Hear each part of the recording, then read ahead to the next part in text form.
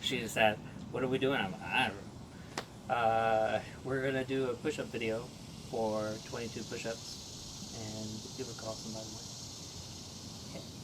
And thank you for my haircut. Thank you for my haircut. Well, you know, it was my first one ever. But yes, you know, we're doing 22 push-ups a day to remember veterans who are committing suicide on a pretty prolific rate. You know, and talk with the boys and talking a lot about resilience and going through difficult times. And we've definitely gone through a lot of difficult times. What would you say is the number one thing that helps us get through difficult times? I think just talking it out, talking it through, and you know, not keeping it to ourselves, but whenever we talk about it and work through it, that's what helps, you know, because if, for example, I keep stuff to myself, you know, I just spiral, or I can't deal with it. I have to be able to talk about it. At the very minimum, to talk to God about it, and that's what I think what helps. Yeah, I would agree. What about how it feels so painful to talk about the really painful, vulnerable stuff that's just embarrassing to even admit or talk about, or, you know, and you feel crazy for even bringing it up. And like I've said many times, even in the process of bringing it up, that I regretted being open about stuff, right? But it's only until later on that whenever we're through it and we're on the other side of it that I see the wisdom in that. But what do you think about? Do you remember one time? Of course, yeah. I would say, you know, that you have to have people in your life that you're willing to trust. And, you know, we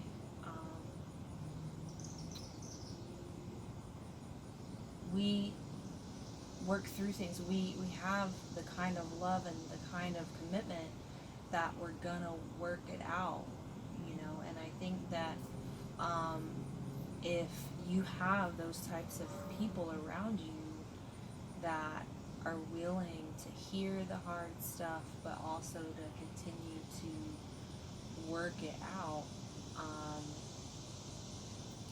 you know, then you can begin to trust that even if you share the crazy, you know, that they're gonna love you, you know, past that in a way that, you know, God does, you know, because God loves us unconditionally, and He wants to be there for us, right? So, in that same principle, you know, we try to show God's love to each other, right, by being there for each other even during those hard times and through those hard times.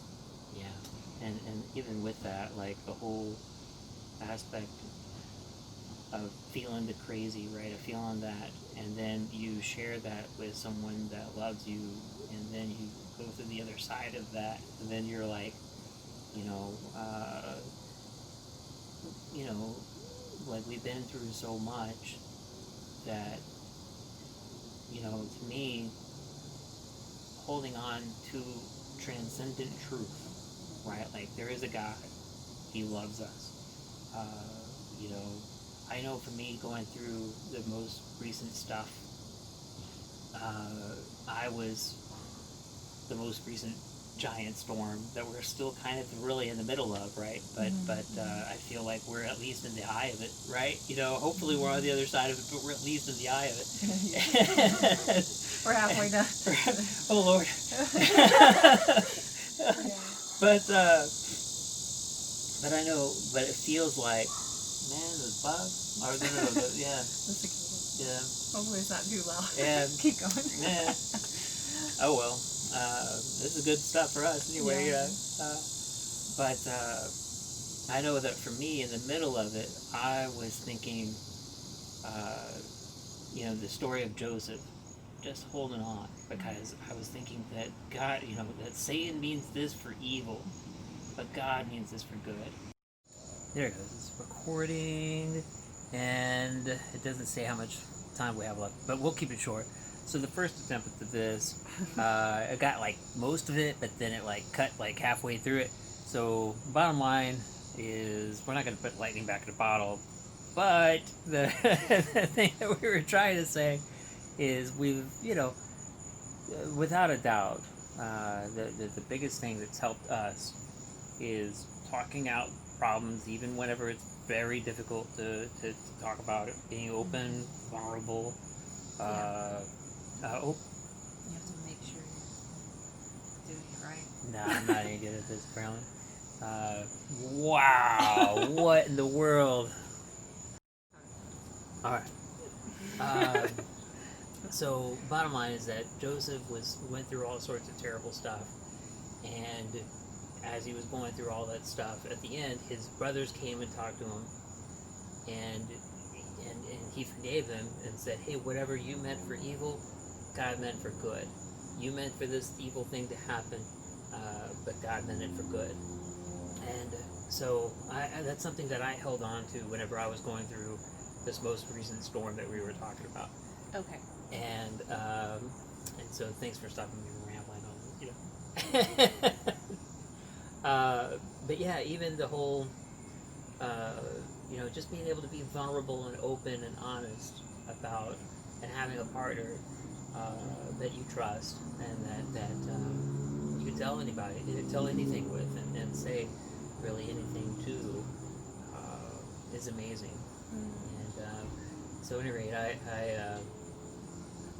thank you for being my wife and, my friend, and lots of people are, going through so much in the pandemic, and thank you for being my best friend.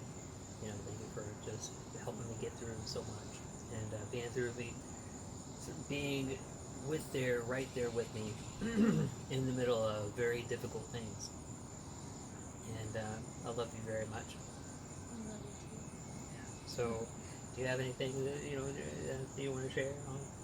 No, I just think that it is important to be able to have someone that you can talk to, right? And people that you can go to and ask help and seek out help, because we can't do this on our own.